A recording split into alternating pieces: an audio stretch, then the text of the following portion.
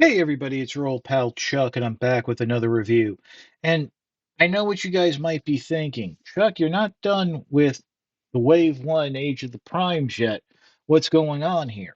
Well, let me tell you what's going on. Apparently, and this may or may not be related to the financial situations between countries now. Um, Canada outside of a couple GameStops or EB Games, whatever they're called up there, getting Fugitive Waspinator, have not gotten the Wave 1 Deluxes. What they did get is the Wave 2 Deluxes. And I tried to find them. It's basically um, Alchemist Prime, Crasher, repack from the Walmart line, and here Vortex. Now I tried to find Alchemist and Vortex, but unfortunately my sister's contacts really couldn't. And then I saw them on eBay, and it was like, well, get them off of eBay, but prices, yada yada, back and forth. So finally, I was able to find someone who had Vortex that was shipping from upstate New York, which a lot of people do. They shop in Canada, cross the border, and ship. So that's how I'm able to get you Vortex. Now, I'm going to do a separate video talking about the recreation, the redoing of combiners and how I feel about that. But let me just say there's a lot going on here with Vortex that I'm kind of scratching my head. The aerial bots, not so bad. Vortex, you know, I'm just going to say it right now. The Combiner Wars version, or even the Unite Warriors version, where they gave us a four blade rotor, that was better. Now, obviously, we're starting off in helicopter mode, and yes, this is more accurate to the animation model and toy. I think the coloring might be a little darker. Um, so there's that, but you do have the details and what have you. It's a very clean helicopter mode, minus the weapons, which, by the way, this is if you want to do an animation accurate look. This is how you would have it with the smaller guns here on the back. And realistically, this gun here should, and I tried to look, should really be sandwiched between the nose cone here, but it doesn't fit. So you can peg it in underneath here, or uh, there's all the guns have 5 millimeter grip and some tabs. And there's actually plenty of slots all over that you can tab these guns in. So you can tab it to the side here, but I would feel that in terms of accuracy, it would work better like underneath the nose cone like this. But even then, it's still off center. And putting it there, you kind of do end up with the helicopter not sitting flush. But you have a lot of options with these and what you can do. Oh, and of course, the the propeller can spin. Uh, you just mine likes to stick a little, but actually, maybe if I gotta, there's like a yeah. I mean, mine likes to stick a little, but the back one flows a bit better. Now, just so you know, all the guns and the rotor come packaged separate. So basically, if you lose the rotor, you lose most of the helicopter. Um, but it is very nice. I mean, I have to admit that. Now, let's just get into the transformation. What you want to do is go ahead and remove the weapons here. And by the way, this gun is accurate to the animation model. And close up the rotor. Well, actually, you don't have to close up the rotor blade, but I would suggest it because you're going to pull it off. I mean, you can leave it on for the transformation, but it will get in the way.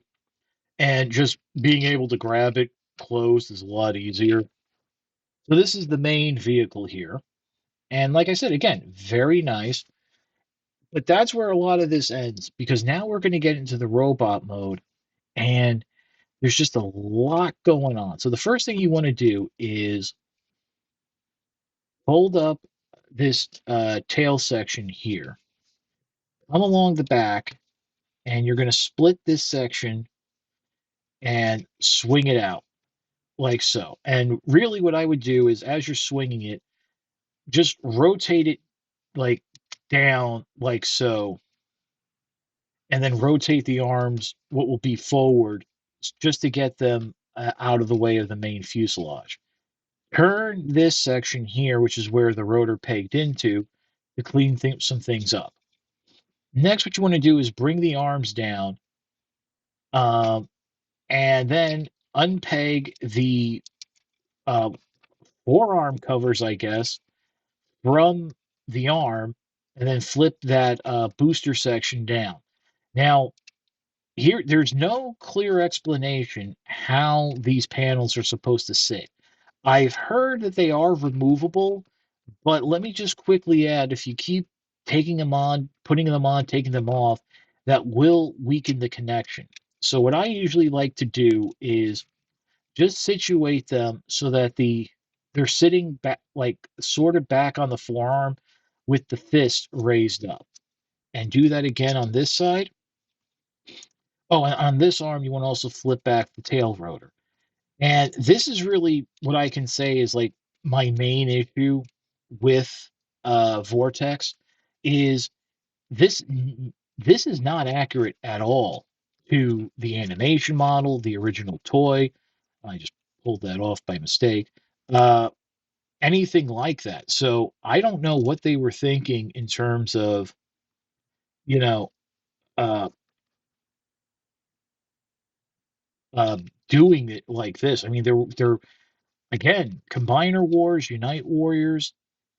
They did this a lot better, a lot cleaner. In terms of giving you a helicopter transformer, and it just it gets in the way. So what you want to do now is flip up the little landing gear there. Continue rotating this around and trying to remember. Yeah, that okay. You basically want this to rotate where this section, which was facing front, is now facing to the back. Flip down that panel there. Uh, oh, get that down and then close that up. And then rotate the head around, and you have a very nice animation accurate head of Vortex. Now, what you want to do is go back and rotate that because I did that too early because you need a little space here to kind of wiggle jiggle this out so that this section unpegs from the back there. And then open up these panels. And I do appreciate how in Age of the Primes, they kind of have perfected the collapsed leg transformation that I feel the legs are a little stiffer and stronger. But what you're going to do now is flip up, and then these blue hinges right here, they're going to snap into place in the frame to secure. Float the panel back up and separate the legs. The legs come, by the way, the legs are joined in the packaging. So you need to separate them and then go ahead and split open the feet. Again, not animation accurate, but it's not as bad uh, as the damn arms. So here you have Vortex in its robot mode, but obviously it's not complete. First of all, we want to finish rotating that up like that. Put the rotor blade back on, split it open. I mean, if you want, I guess you can leave it closed, but that's up to you. Yes, it does get in the way a little. Position the feet a little. And then with these wrist blasters, they do, as accurate to the animation, do peg into the forearm. And you can also, if you want, have an attack mode where you plug the rotor blade in underneath there. And let's give them the handgun. So now, if you might have noticed, the fists very shallow. So the handgun will go in, but there's a definite stop. It doesn't go down all the way. Let me just check that on the other hand. Yeah. So I don't know what's going on there, but I mean, it's not going to flop out or anything. But so there you go. There we go. And here is Vortex in its robot mode. You can clearly see right here, that's the connector where that'll press in and you can split the torso in half. I mean, we've seen that before. Um, I mean, robot mode looks nice, except for the forearm panels. And again, I really don't know what kind of design they were going for. Yes, this is animation accurate until you get to the arms. Um, and I think the colors are a little darker, so I think it was some sort of hybrid of animation and uh, toy.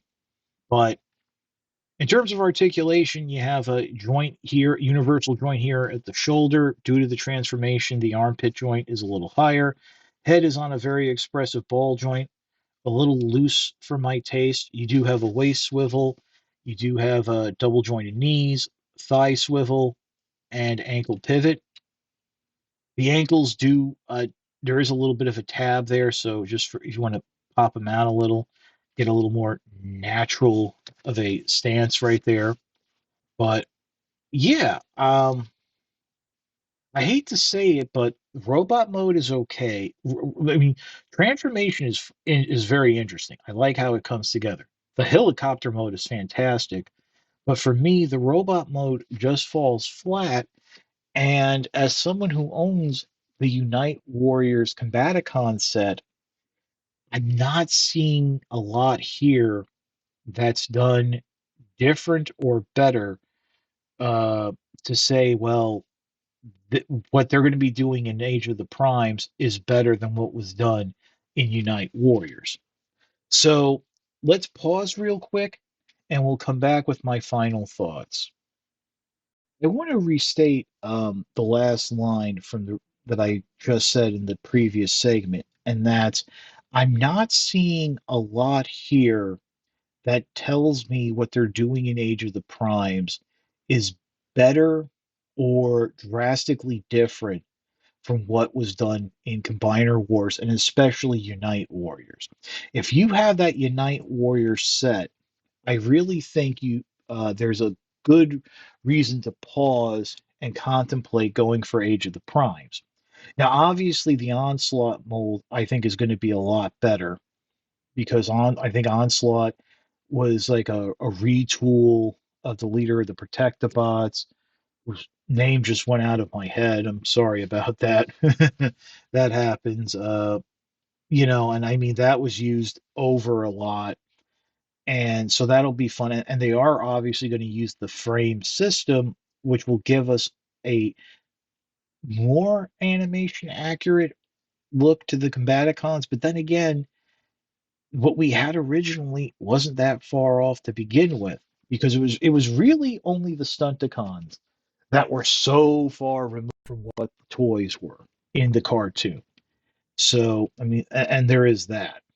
And just as an aside, I mean, if you remember, if you're a fan of Robots in Disguise 2000, um, car robots, Baldigus Ruination, that was very much a design based on the toys and the Scramble City type play pattern.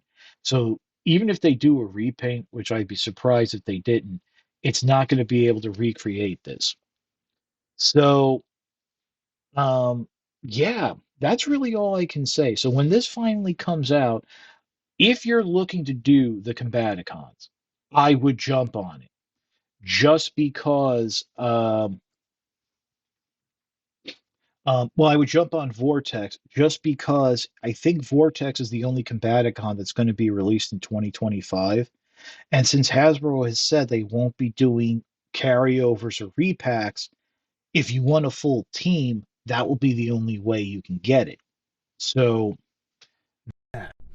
something to think about. And I don't think domestically this figure is expected until July. So, just something to keep in mind. But if you're happy with what you have, or if you really were on the fence about the whole team, And like I said, if you have the Unite Warrior set, I think you're good. But that's about it for the review. If you like this review, like, comment, and subscribe. Well, I appreciate the views. Likes, comments, and subscriptions help communicate to YouTube through the algorithm that my channel should be exalted and held upon high. If you want to make the ultimate sign of support, I do have a Patreon. It's www.patreon.com/chuckdog1999. All I ask for is $1 a month, $12 a year. No thrills, no tears, no special rewards. All you're doing is helping me help you to help me help you bring figures like this to you, as well as keeping up the infrastructure of the channel. But as I always say, if you can't afford the $1 a month, $12 a year, your views are more than thanks enough. Patreon is just a cherry on top of an already generous Sunday. And I really want to say thank you for supporting the 3 minute review format. That's just been been allowing me to bring the figures to you in a faster manner. In some cases that maybe have already been covered, and really, hammering home the bullet points and the main points of interest that you guys would be interested in, I hope. Obviously, longer reviews are still going to be around when it's something like Vortex that I was able to get my hands on fairly early. But again, that's about it. Thank you so much for watching. This is your old pal Chuck for Combaticon Vortex. We will see you next time.